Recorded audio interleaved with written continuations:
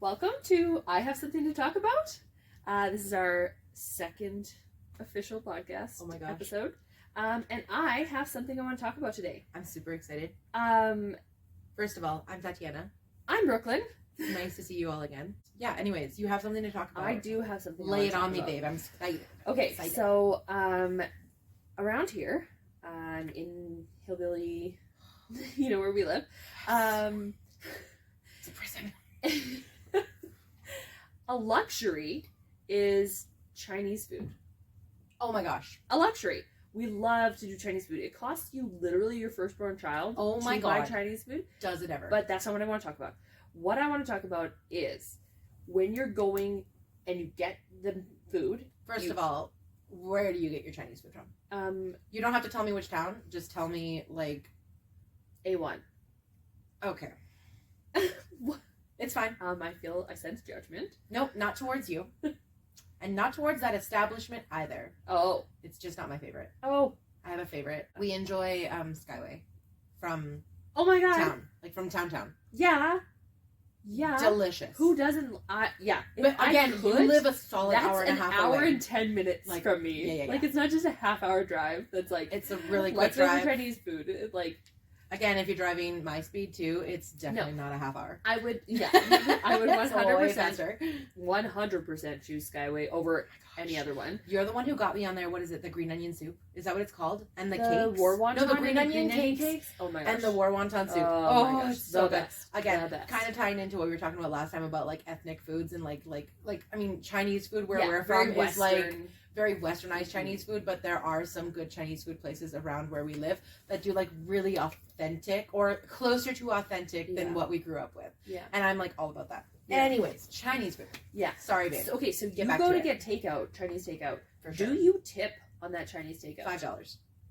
Is it okay, so is that based on anything? If I pick up the food and all you did was make it, I'm assuming, okay, so like my background is I work in an industry where I know that what we charge our customers has like a percentage built into our price to pay for our time. Mm-hmm.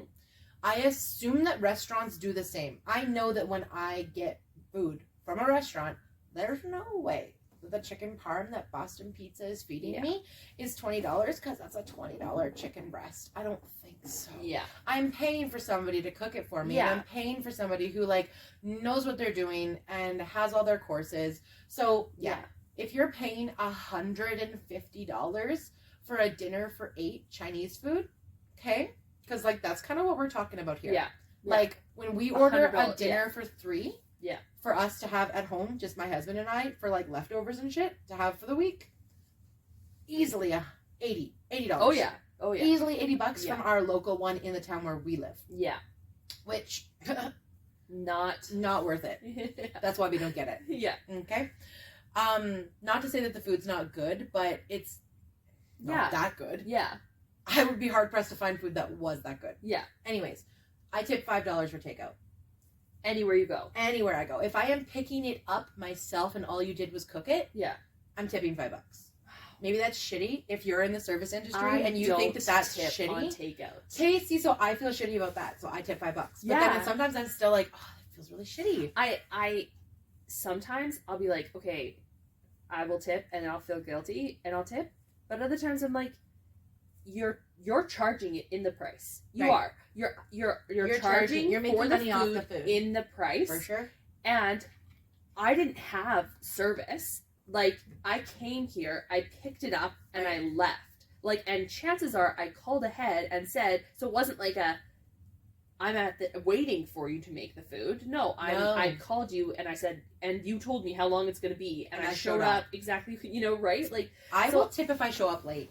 That's another thing. I will tip the 15%, which is I've been told now is like, because when I was 15 I think is low now. 15 is low now, so I tip 15% if I show up more than 5 minutes late. Oh really? For sure, because I feel really shitty about it. It's my entire tipping experience is 100% either based on 1,000% guilt, like how you're feeling, or you like made me feel like sunshine. Also, if you flirted with me a little bit, there's a very good chance that you're getting a higher tip. I'm sorry, I am a Virgo. And So if you give me any attention, I will tip you more. I'm so sorry. So what if you go, like, I had an experience where I went to a local pizza shop.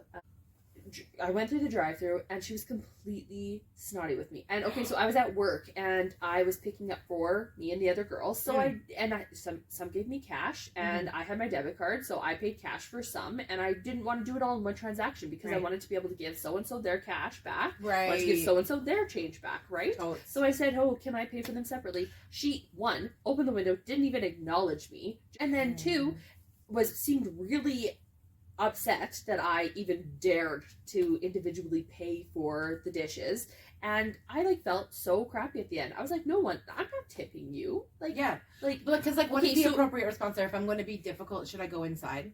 We can't go inside. You're not allowed to go inside? You're not allowed to go inside with COVID. Yeah, you're not allowed to go inside with COVID right now.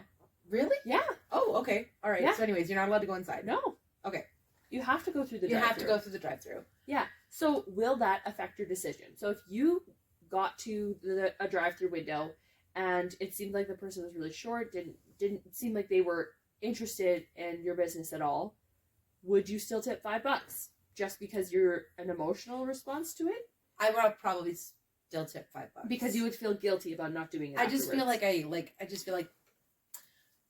I don't know. First of all, I feel like it's weird. Like, I know that they don't get to choose all the time on the receptacles of whether or not it asks for a tip. Mm-hmm. But I do feel like I've had the experience where if I pick up takeout, the person who's doing the thing, the receptacle for me, like, skips past the tip like it's not expected. And I'm like, okay, thank God. Yeah. It takes away all of the anxiety around it because you're not expecting one. But I feel like now that I've experienced that, if somebody leaves it, I'm like, it's it just feels like a handout. And I'm like, okay, I'm the kind of person where I'm like, okay, it's because I've worked in the service industry. Yeah. Obviously not for as long as you did, because you worked in the food service industry for much longer than I did. I couldn't hack it, like 2 months and I was out.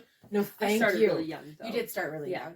A lot more willing to take bullshit when you're young, for sure. I started when I was just about to get married, so I was like 24, and I was like, oh my God, do all line cooks do cocaine? What? I think growing up in a small town, eventually it becomes, does everyone do cocaine? Does everyone do cocaine? Am I the weird one? Am I the one who does? Am I the drama? I don't think I'm the drama. Like, that was my first big experience when we went to I think it was me and you together. We went to a high school party after high school, and every single person there was doing cocaine. Okay, but like, tell me this, okay? We're gonna take a little ADHD walk down memory lane here for a second, just for 2 seconds here, and then we'll get back to tipping. But like, did I just have rose-colored glasses, or maybe just full on tunnel vision when we were in high school? Okay, went through 3 years of high school parties. Now, granted, I did not go to that many high school parties. Okay, I was not allowed to go to as many as an average student. I was not allowed to party. But never once saw an ounce of drugs. Okay. That's true. Very rose colored then. That's not true. I saw pot. Totally pot everywhere. Absolutely everywhere. Yeah. Not anything more than that though. No. Never. But never seen. I'm not joking you. Maybe I'm super naive too, but Canada, I didn't think I was that. Because if you're listening from the States or somewhere else, I know that your guys' school year is differently set up. But in Canada, we finish school at the end of June and you come back at the beginning of September for harvest. Which doesn't make any sense anymore, but that's fine. That's a whole different episode. Okay. Can't wait to get into that. Oh. So we left school probably having gone to a high school party at least once in June. Yeah. Spent our summers together that summer. Yeah. Hanging out. Yeah. It was the first weekend in September because it was pre-grad. Oh. For some other town. Okay. Right? Don't you remember? It was some other party. No. It was stupid. Or it was initiation or something stupid like that, which again is a whole other episode. It might have been initiation. We went to go see some of our friends or whatever that were still in high school. We were like, hey, yeah, we're going to come and just scope it out. And it's the summer after, or the fall after you just graduated. You can kind of get away with it. It's not like we were 26. We were 18. Yeah, I wasn't even 18 yet. I was still 17. Was definitely closer to 26. A little creepy. Disgusting. We're talking about you, pal. No, let's not go there. Let's not go there. Also another episode. We'll talk about exes. That's yuck. That's episode 53. Okay. Yeah. Anyways, we show up and we used to party in this I don't know, we called it Sandpit. Yeah, because it was like literally a sand sandpit. pit. Yeah, you'd go down and we live somewhere super We rural. live very rural. Very, very rural. And so yeah, you party wherever you can. And that was one of the places literally that nobody cared about. Four Corners was literally an intersection of gravel in the middle of nowhere. No one ever went there, so we were like, let's party here. And we're gonna have let's start a bonfire in the middle of this gravel road. At least we were being fire safe. Yeah, totally. Putting a fire on gravel is kind of fire there safe. You go. Kind of. It made me feel better. It's like the time someone brought a firecracker to the sandpit. I smacked it out of a girl's hood. Like, we used to shoot Roman candles at each other. High schoolers are stupid. Anyways, this is getting derailed. I don't remember where we started. Get to the party and we walked down into the sandpit and somebody had pulled a truck down in there and we showed up and we were like, hey guys, how's it going? For me, I was the DD, no intention of drinking at all. And all of a sudden somebody's doing a rail of cocaine off the back of a truck. And I looked at you and I was like, yeah. Are we out of here? And you were like, we are so out of it. Anyways. So, back to tipping. Back to tipping. Oh my god, this episode derailed. Yeah, I try not to tip because, not that I try not to tip, but I just have noticed that I've been choosing tipping less, especially with takeout. Like, I tip in the restaurant. Like, I tip right 18 to 20%. Oh, okay. In the restaurant. For sure. So, like, I try and tip. Yeah. Like, I don't tip 15% because I feel like that's not good enough for anyone. But when I'm doing takeout, I feel like you're putting the price, like, the price that I'm paying for you just making the food into the price already. Right? Like tipping really is paying for your service. Like, I am paying you for your service. And the fact that, like, when you think about it, if you have $100 bill and you only pay 15% tip, that's $15 that you paid somebody for at least an hour of their time. Yeah. That's minimum wage. Yeah. That sucks, especially if they were good. In Canada right now. That's minimum wage in Canada right now is $15. Really? Yeah. So, like, that sucks to make minimum wage if you did a great job. Like, that's like, that's kind of like part of this whole, and I don't want to get into a capitalism rant, but like, that's kind of like part of the machine, right? Yeah. Is like, I really truly feel like if we were a more, or maybe just a less capitalist society, you would get paid for the level of work that you provide. And I feel like that's kind of like the aim of capitalism, but not where we're at. You know what I mean? Yeah. Like, I feel like that's kind of where we started, but not where we ended up. Yeah. Like, I feel like people don't get paid for what they're worth.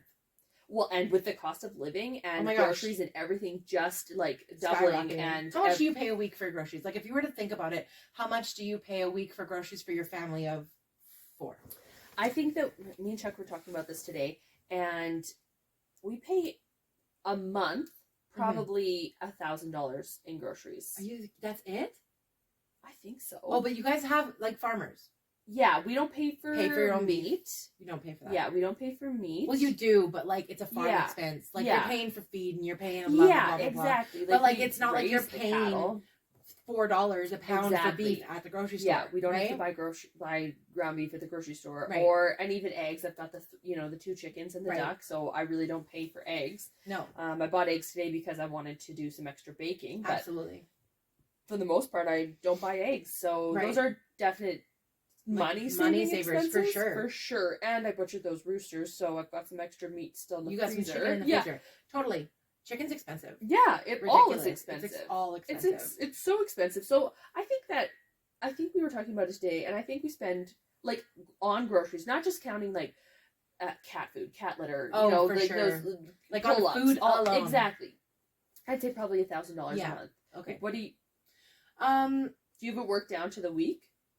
Like, we go, so the way that my husband's work schedule is that we go I say my husband like you don't know him. Who is that guy? My boyfriend Brett. Anybody from my family who's watching is going to be like, ha ha ha, that's so funny. That's like a running joke. It's not funny, you guys, okay? Just punch the mic. Don't touch the mic. Don't touch the mic.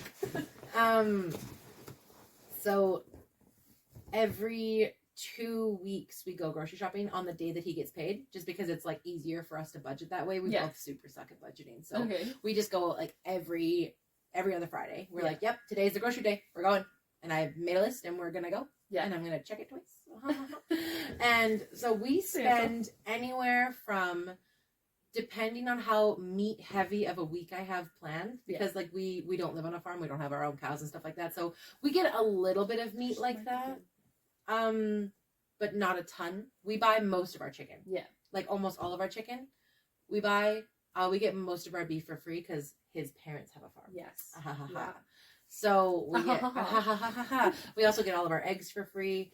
Like we don't pay for those things. But like anything pork, chicken breasts, stuff like that, we don't get for free. We have to pay for that. So anyways, like on a 2-week basis, I usually buy enough for the 2 weeks. We spend anywhere from like a very healthy $275 to, I don't know, really depends on like what kind of week we're going to be having. But like maybe like a solid 400. 400 a week? Yeah, but like I guess a lot of that too is not, or not a week. 400 every 2 weeks. But, But if we do that's only $800 a month. Yeah. $800 a month. I can't do math. I'm an English teacher. What are you talking about? I can't do math. $400 every 2 weeks. I didn't really think about that. I'm not gonna lie to you. I didn't think about the fact that it was like only gonna be $800 a month. I'm like, oh my god, that's so much money. That's not that. But that makes sense. Like I would say ours is between 800 and 1,000. If like, you got 2 little people that you're feeding, they're hungry boys. They eat so much, but probably but just also one specific. Nothing also at the same time. Like we go through 25 apples a week in my house. Like bear paws. Seriously, bear paws are cracked. I'm proud of you for being able to feed your bear kid. Yeah. Thanks. Yeah, proud of you. That's a whole nother episode again. Yeah, like a whole nother episode. You're gonna have to bear with us because while we're getting started, it's gonna be us going like, oh, that's a whole other episode, and we'll eventually get to them. We're trying not to derail so hard that we ruin every other episode by talking about all the other things we have planned. Absolutely. In so the one episode, you're just gonna have to bear with us because that's the only way that we can get through not derailing every time is going. That's another episode. Yeah, and then moving on quickly. wait. Yeah, we go through apples like crazy. Oh my god, she will eat an apple 3 times a day. That cannot be good for you. What? An apple a day keeps a doctor away, but 3 a day, maybe like high dentist bill. They have a lot of natural sugar. I seen was it a TikTok video or I don't know. I saw a video somewhere where a person was eating multiple apples a day.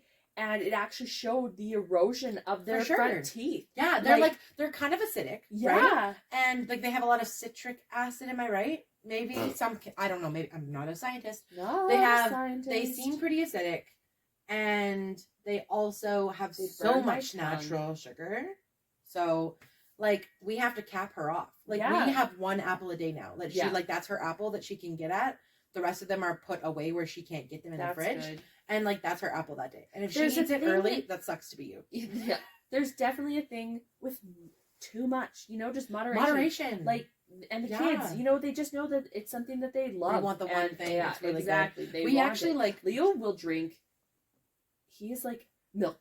Oh, my God. My kid hasn't drank milk since she was 2 years old. She will not drink milk. He's mean. If we're sitting on the couch and he's relentless, he'll be like, Mom, I want milk. And then it's okay. It's never that nice. It's always like, never that nice. Milk! Give me milk! And I'm like, you don't talk to me like that. You don't talk to me like that. And then, as I'm like laying on there on the couch, because it's usually early in the morning, and I'm just like trying to wake up on the couch, he starts kicking me in the back, demanding milk, and I'm like, listen we need some boundaries here, buddy. Oh my gosh. Do you find that hard? Totally going off on a tangent, like setting boundaries with your kids? It's hard enough for me to set boundaries with grown-ups. Yeah. But I have to set, like, hard boundaries with my own kid. No one tells you that when you become a mom. That you have to, like, in order to... a lot of stuff. In order not to just become, like, a mom and that's it, you have to, like, set boundaries so you can still be a person. Yeah. And, that shit's tough. Yeah. Like, I constantly say to my daughter, you can't treat me that way. Yeah. And that's hard. Yeah. But I'm really just telling a 3-year-old that you can't clock me.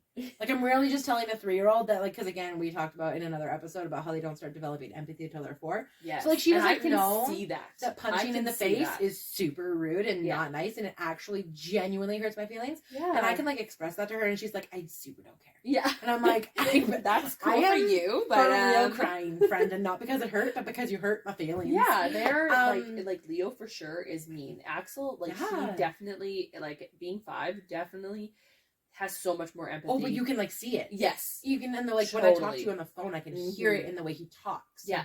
Like if he does things, like he even had he has this one friend in school who's very shy. So he's like, I'm going to be just super nice to them because they're so shy. And I'm like, yeah. I really hope that my kid turns out like that because that's enough to make me want to cry. Right? And then now, Leo's the little like, demon that she is right now, like, I really hope it gets better. I really hope it gets better. Like Axel's like that spinning like a ballerina song, and then it goes to Leo, and it's just like heavy metal, like heavy metal rage. Like, yeah, no, for sure. Like he's just a pit bull. Wild. He's a pit bull. Like he is such a stereotypical second kid. Oh my god, ready to go, ready to throw down. Like Axel would be like, yeah, we're playing nice, and then Leo's like jumping off the top bar onto him. You know what I mean? Just like he's pile driving him and he's into like the floor, elbowing him. You know what I mean? And then Axel's like, "This is fun. Yeah, I'm having a great Axel's time. like, I'm actually hurt." Like, and then I'll be like, "Oh, Leo, you can't do that." He'll be like, "Sorry." Like he never does sorry nicely. But again, that's like a lack of empathy, and it's hard for them. He cannot say sorry nicely. I'll be like, "Okay, you have to say sorry." And how I'm teaching them is like you have to say you're sorry. Right. You have to say you're sorry for something. You have to say what you're sorry for. And you have to say that you're going to try not to do it again. Oh my gosh. You know, you have to be accountable for that. How do you even keep Leo's attention for that long? Yeah. After you told me this the first time, I tried implementing it with Amelia. Yeah. She's like, she'll be like, yeah, I'm sorry. And then she'll run away. And I'm like, no, wait, come back. And then she'll like hit me again. And I'm like, oh my. Listen, I would say like do a pretty solid gentle parenting in our house. Like we certainly are not doing anything other than I hate saying that we're doing gentle parenting, but that's what it is. Like that's what it boils down to. And oh shit, that takes patience. Yeah. Holy smokes. So much patience. Oh, and it's hard when like I wasn't raised that way. Yeah. So like immediately my frame of reference, my first instinct is like give you a spank because that's what I would have gotten. Not be gentle. Or like like the shouting or blah blah blah whatever. Mm-hmm. Like that's not my first instinct. Yeah. But oh my god, is it hard? Yeah. Holy smokes. Yeah. I never thought like of course when you're like a brand new mom you're like you're a know-it-all, right? Yeah. You're like I'm gonna do it better. Of course I'm gonna do it better. I'm a brand new mom. Look at me go. Yeah. And then the first time your kid hits you in the face and you're like Amelia bit me for the first time the other day and I without even thinking I bit her back and I'm like, oh okay.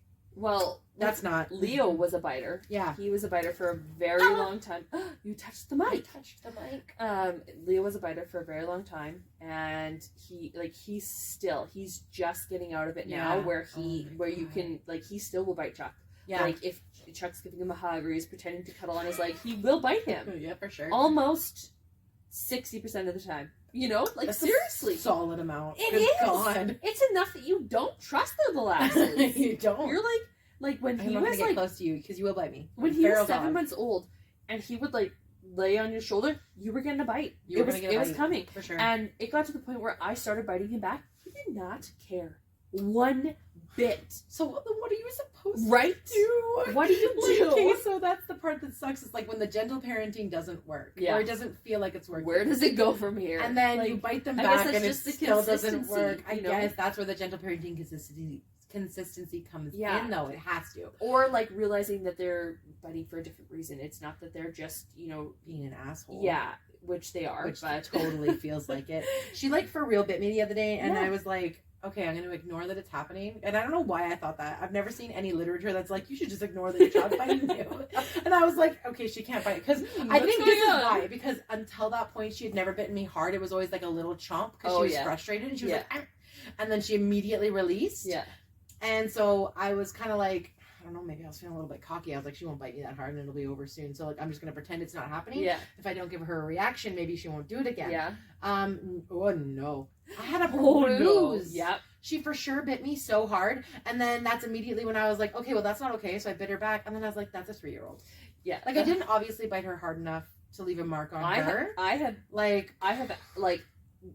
bit them back to leave. Well, not to like break or anything. Oh my god, crazy not like that. Like, no, but it's enough that we're not talking abuse here. We're talking consequences. Which I mean, still, honestly, there's a line. There's a line. Oh, for sure. It's hard to draw that line. And where is the line? Where's the line? Hard to see. Well, I mean, it's. I don't think it's right to be doing that to him. But at the time, with what I had at the time, I felt like that was the best. That was the step, best option that right? you had, right? Like Which right is now, what it feels like looking so at often. it, looking at it from this perspective, no. Yeah. Would I say that was the best thing for me to do in the moment? Do I feel like a good mom when I look back at that? No, probably not. Do I feel like I was being kind? No. And honestly, probably not teaching them that not biting was probably, if I'm going to teach you to not bite with biting you, that makes no sense. Oh my gosh, brain. that's how I had to literally explain not spanking. To my parents was I'm going to teach you to not hit by hitting you. I'm going to teach you to not hit by hitting you. Yeah. Right? And when I explained it to my mom, she was like, oh my God. And I was like, but I definitely have spanked them. I've spanked him. I've smacked Axel in the mouth before when he's been just sassy. Yeah. For sure. And it's hard. Looking on it, not in that moment. Right. You're like, that's not okay. Right. I wouldn't do that. That's not, that makes no sense. But in the moment, it's so hard to have that moment where you're like, okay, this is not working. We need to flip. Literally. We need to see what we got to figure something out. Like literally. So what we've done, because I feel so awful in those moments where I like do have like a moment where I'm like, I don't know what else to do. I don't know what else to do. And so it used to be like, I don't know what else to do. I'm going to give her a whack on the butt. And like keeping in mind, she wears a diaper. So it's never hard enough that she can, usually it's never hard enough that she can even feel it. She like looks at me. She's like, what did you just do? And I'm like, oh my God, that was ineffectual. Because now I feel guilty. And there was absolutely no consequence because it was just you looking at me and being like, what are you doing back there? And I'm like, oh my God. So like that was a moment where I feel like a total jag, right? I'm like so stupid. Now I'm feeling guilty. Now I feel guilty. I feel like a bad mom. And there's been absolutely no learning. There's been no learning on any side. So what we've started doing is we are trying to make sure that timeouts don't feel like punishments, but as like moments to like calm down and reflect. And so because I have a absolute hellion, cannot put her in a timeout just in a chair and walk away. It has to be somewhere where she can't throw things because she is a thrower. She can't like be able to escape because she will get to something that she can wreck it. Like she's got a lot of anger issues. I don't know how. She's only 3. Comes from her mama. For sure. But like, so yeah, we put her in her crib because we put her in her crib and then she knows that that's like not. But where's the next step? She's going to be out of a crib soon. Oh my God, I don't know. So right, and like and it's the such thing a about day by them day being able to get into their room, they can touch they can be with toys, they can be with things that they can throw. They can I have a hard time with it. Like I don't feel like putting them in timeouts in their room is like sometimes necessary. Sometimes necessary when it's just chaos. They're not cooperating with each other at all. They're not even playing with each other. I'm like, okay. We all are just have had too much with each other. We all just need to be in our own space. Our own spaces. For like half of a second. They just get shut in their room for a little bit. Because everyone needs cool down time. But we do 1, 2, 3, and then at 3, if they're not listening, that's nose in the corner for their age. Right. You get a minute for your age. So no, that's what we do too. And then we do like I have started implementing like, oh my gosh, it's so painful too, especially because the comprehension's not quite there yet because she is only 3. Is like explaining to her that what she did isn't okay and then getting her to get that like, without like beating a dead horse, you know what I mean? After every single time after we do the timeout, we sit together and I explain to them why they had the timeout. Like he goes in the timeout and then afterwards I say, okay, mommy counted to 3. You didn't listen until we got to 3, and that's not okay. There's a reason why I'm trying to get your attention. There's a reason why we're trying to do this right now. Like it's bedtime. It's a different time. We're not doing this anymore. We need to listen when we're being talked to. Like, oh my gosh, totally. So that for that reason, you're putting your nose in the corner. But then it comes to when they don't keep their nose in the corner. And like, what do you do? The last time we did that, Leo got a smack on the hand. And like, I didn't do it hard. Like, I did it enough that he was like, oh, that wasn't very fun. Like, that, but he wasn't like upset. He wasn't like hurt. Sure. Like, I just was like, this is an attention. You need to pay attention. You gotta listen. No, and he kept his nose in afterwards, which I don't know. What do you do? Like, boil it down. Momming is hard. Holy smokes. Raising kids is hard, especially when, because like we both have careers, but careers that we do part-time in order to continue being like full-time moms.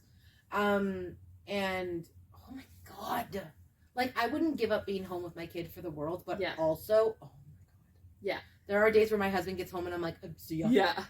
See ya. Like I'm got my coat on ready at the door. Supper's on the counter. Bye-bye. Have a good evening. I will see you sometime. Sometime. Goodbye. Like, holy shit, they like test you. Oh my God. Horribly. It's a lot. It's too much some days. Oh, I love them. But no, I look at butts and eraser.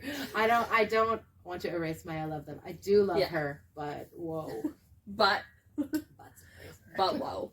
Whoa. No, I feel very similar. It's hard, and this tipping podcast. I feel like, again, though, this is podcast. Like, I'm not going to beat us up too much about it because, you know what? I don't think I've ever listened to a podcast where they talk about the thing that they talk about the whole way through. That's no way. And we prefaced last episode it's chaotic, friends. We are zigzagging. We're going to zig and we're going to zig. I feel like we exhausted the tipping route. We started talking about groceries and now we're talking about being a mom. So, it's linear. Exactly. We made it there. We have to buy groceries and we raise children. Like, we're going to talk about relevant things to us because it's our freaking podcast. That's right. It's our podcast. I'm going to come in a little bit softer because you came in real hard. Real hard. Setting some real boundaries. I'm setting boundaries. Yeah. With me. How can you set a boundary with someone you can't reason with? Oh, yeah, no. You can't. Because they're like, fuck your boundaries. Yeah. I don't care because I don't get it. 5, and I can reason with him. For sure. Leo, there's no reasoning. Oh, no. It is his way or the fucking highway. And also, can we talk about the fact that everybody is like, oh, the terrible twos. Sorry, I was loud. I blew out my mic because I was so upset. When we did the screamo where I'm screaming milk, I'm like, I can't imagine how loud that is in the mic. Oh, like, it's gonna be super loud. Oh yeah, I'm sorry for your headphone users. Headphone warning. Anybody who, if you're a new mom, okay, which I'm hoping is going to be our demographic. New moms, old moms, middle moms, whatever. Moms. And also trendy 20-year-olds. You can come and hang out with us too. Anyways. The moms, the gays, and the theys. Oh my gosh. Yes. So anybody who looks at you as a new mom and is like, oh my gosh, just wait until they're 2. Those terrible 2s. Why don't you get lit? Just wait. Oh, just wait for this. Oh, just wait for that. How about the fact that 3 has been harder and we've only been doing it for a month? But than 2 ever was. Each stage is different. Oh my gosh. Every stage is so different because newborn, the first time you've ever done it, it's hard. Yeah. It's different. It's something you've never done. You're trying to meet this new person. Oh my gosh. And all of a sudden they just want everything from you. Literally couldn't survive without you. Yeah. They're literally That's too much. That's a lot. Birth me, feed me from your body, or not. No judge. No judge. Feed your baby. Feed your baby. That's literally the requirement. That is the requirement. That is what the CPS guidelines are. Yeah. That's Child Protective Services in Canada. You do have to feed your child, but we don't give a shit how you do it. No. Just feed them. And what were we talking about? We were talking about feeding them from your body. Oh! It's too much for me. Okay. Yes, newborn. Hard because it's something you've never done before. Oh my gosh, I remember being so frustrated with trying to breastfeed, and my mom was like, "You've never done it before. Yeah, he's never done it before. You both are learning this." And and as a new mom, I think you kind of expect them to know what they're a baby. They're supposed to breastfeed. Like just latch, dude. Yeah, but they've never done it before. Nipple. Yeah, they've never done it before. I know. So also though, how do you teach something like that to a barely sentient person? Like, you can cry when you have a poopy bum and you can cry when you're hungry. I would call that bare sentience. You cannot tell me anything other than that. You can't even smile. smile when you're new. Yeah. Okay? Yeah. Okay? You can only tell me when you're displeased. That sounds like a nightmare. You can't even see like 8 inches from your face. Like it's like 6 max. My dude, like, all you can see is my nipples, and if I hold you right here. Yeah. Okay? Like, you don't even know who I am. You just know that I'm the boob machine. And then all of a sudden, they start rolling. Then they crawl. And then they're walking. And then sometimes, not always, you have another one. And then right when they're starting to figure life out, you throw another newborn potato back into the mix. Potato. That's what they are. They are potatoes. You're throwing another newborn potato back into it while you have this terror who's... This verifiable terror who's like actually actively trying to fuck up your day every day. Like I swear to God, but at that time, the only thing. But at that time, they're terror, but they can't do much. Because they're a very small terror. Oh, yeah. They cannot usually get into a whole lot. Like, they can scale shit. Like, oh my God. That is only just, I swear to God, thank the Lord above, that is only just started in our house. And then they start getting a little more agile. They start getting... And they're quick, too. Just a little bit more agile. They do something bad and you try to grab them, or like they're doing something dangerous, you try to grab them and they slip away from you. Oh my God, it's Rage Town. Oh. I have to take like 6 deep breaths before I actually look like a fool chasing a 3-year-old across my house. And then, after they're a little more agile, they come to this place where they have more independence. Mm-hmm. They're more independent, and they don't but want they you to do don't need to tell you about what they're doing because they can do it. Yeah, that's right. So I will go places where Axel has been, and I'm like, the hell is going on here? What are you doing? Right. And it just like makes no sense because he's 5. Right. Like, yeah. He's Makes 5. sense to him. Yeah, exactly. He knows he wants that for, whatever it is. He just knows he wants that and wants to be a part of it. So every stage is so different. And I just like, right now, with my nursing career, where I'm at, just starting out, I'm really enjoying it. I want to be a part of it, but I'm having a hard time not wanting to wish away the fact that they're small right now. For sure. I'm like, oh yeah, but when they're in school, I'll have more time. More. Exactly. I'll be able to work more. But like, at the same time, they are not going to be the stage for very long. No. And the next stage is also going to be hard. Oh, dude, for sure.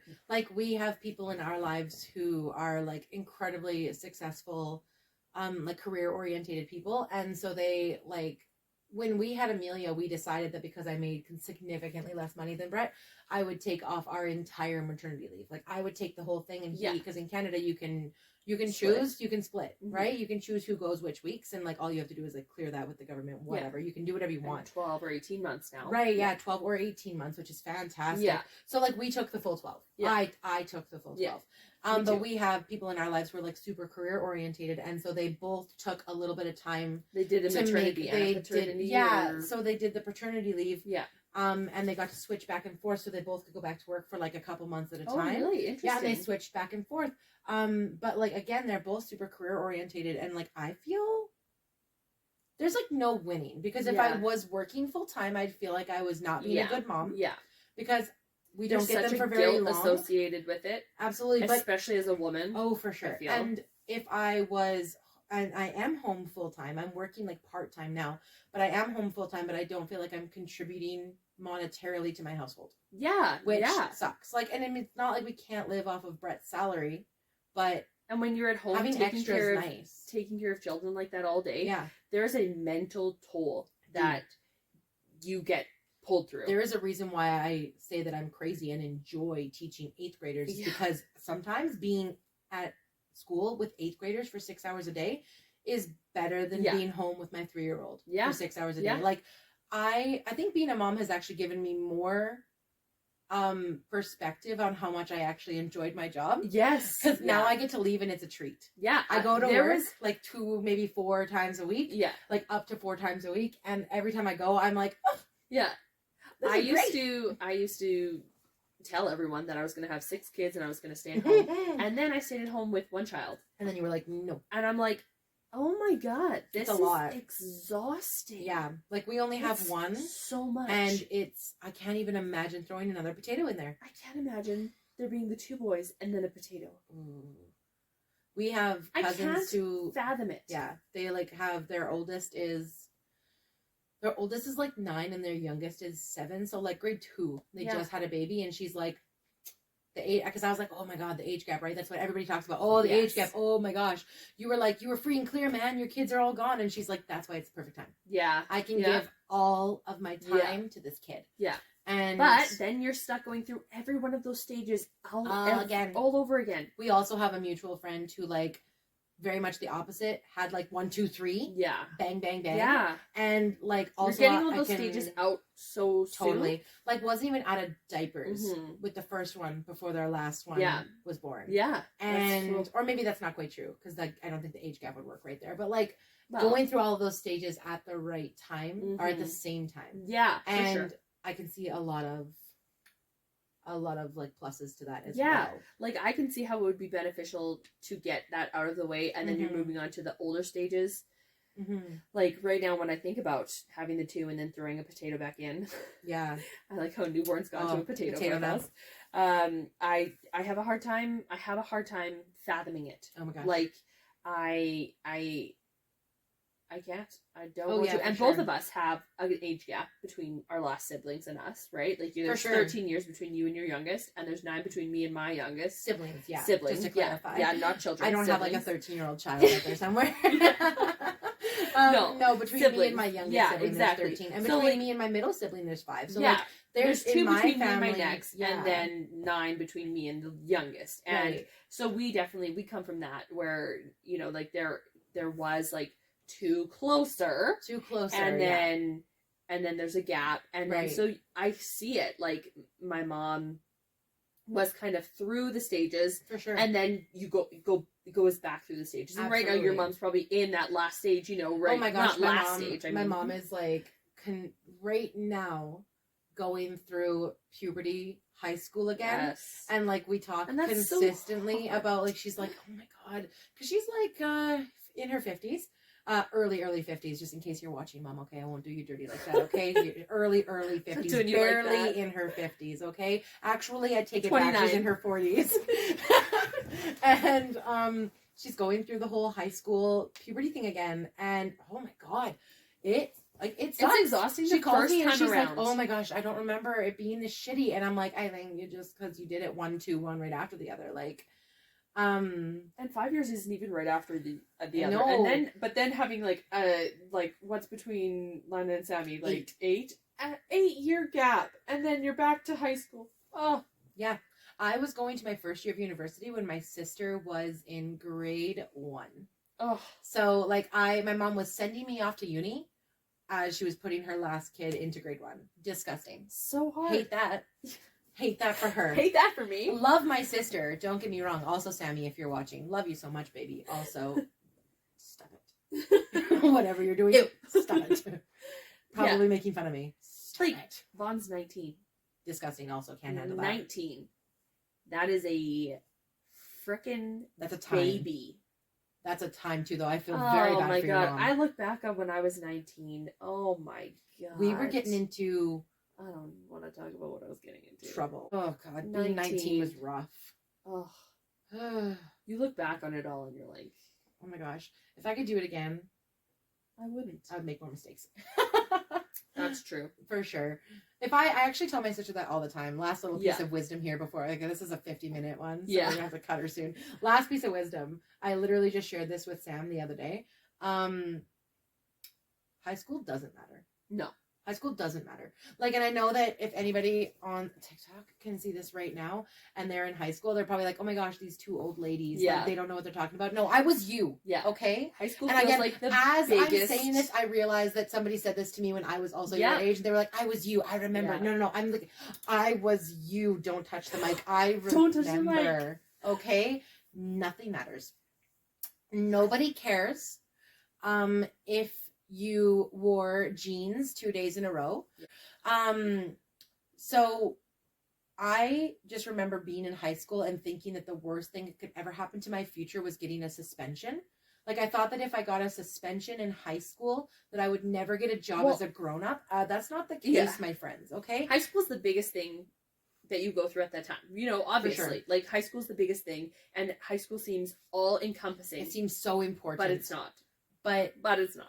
You just got to remember that, like, if you get a suspension for standing up for a friend, and, you know, again, like, not condoning violence. Maybe it doesn't have to be like actually hitting somebody, but like if you like call somebody down to the lowest and the teacher's like, that's unacceptable, and you get a suspension for being mean to another kid because they started it and they were being horrible to you or to your friend.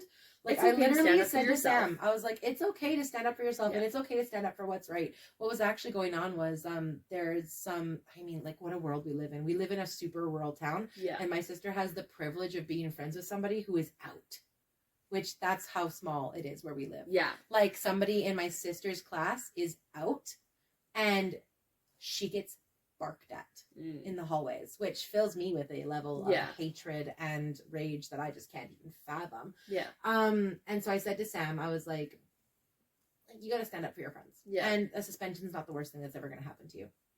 Yeah. You got to figure it out.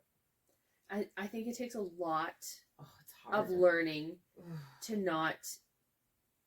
be able to get to the point where you're like, yeah, you know what would have been right for me is standing up in that moment. Yeah, you always have to weigh every single situation with, because are the outcomes and the effects of what I'm about to do going to outweigh the regret and guilt that I'm going to feel for like long term. The biggest thing in your life at that moment seems like, oh, if I stick up for this person, so and so's gonna make fun of me. So and so's not gonna think it was cool. Oh my gosh. And that's literally the smallest thing. The stupidest thing. When I think about the people that I'm friends with now after high school, which is you. Yeah. Yeah. Out of our graduating class, you. Yeah. I think about the people that I aligned myself with back in high school. Yeah. I wish that I could go back and prioritize being the best friend I could to you more than I cared about anything else. Totally. Right? I cared way too entirely much about everything else. Everything all the wrong but things. Yeah. Totally. So much. About people who things. didn't matter and don't matter. And I would let anything get under my skin. One time in grade 6, I was wearing jeans. Yeah. And my button on my jeans scraped against the chair of my pants. Or chair of my chair. Yeah. And it made a farting sound. Oh my gosh. And they all made fun of me that I farted. And I left the room crying. I let it bug me so much that my pants scraped a chair. Gosh. Can you even imagine? Oh! Like, that was literally the biggest thing that ever happened in my life. Like, happened to you, right? Totally. Oh my god. I literally broke down. Oh, for sure. And now I'm like, oh my god, that's the dumbest thing I've ever heard of in my entire life. Yeah. Like, oh. Like, I wish I could go look at 6th grade me and be like, that's dumb. Yeah.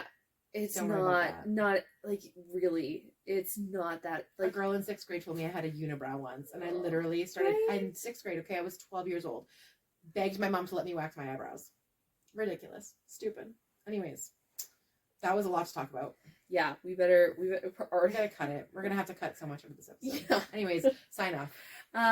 Thank you so much for joining S2TA, and we have loved seeing where this episode took us. For sure, dudes.